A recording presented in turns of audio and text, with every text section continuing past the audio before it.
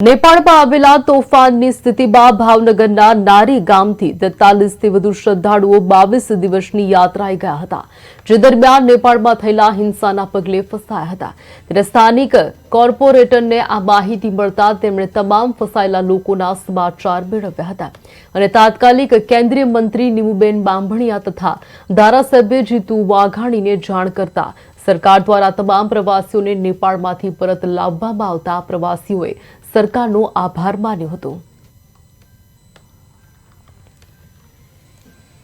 તારીખ 29 પ્રવાસ લઈ નીકળ્યો હતો અને પ્રવાસની અંદર મારે ગોકુળ, મથુરા, હરિદ્વાર, અયોધ્યા અને નેપાળ પણ નેપાળ જતા હું બસ લઈને ફસાણો હતો નેપાળના તોફાનના હિસાબે।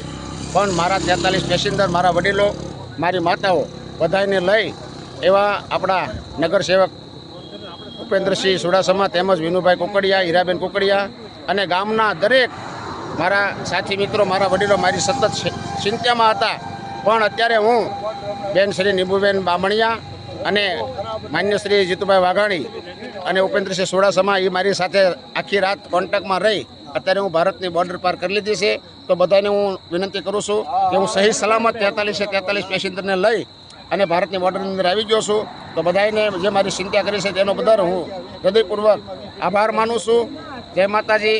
આવી લાગણી હંમેશા માટે હર કોઈની કામ ઉપર રહે એવા વિનુભાઈ કોકડિયા અને ઉપેન્દ્રસિંહ ચુડાસમા આખી રાત મારા માટે સૂતા નથી, તે બદલ હું ખૂબ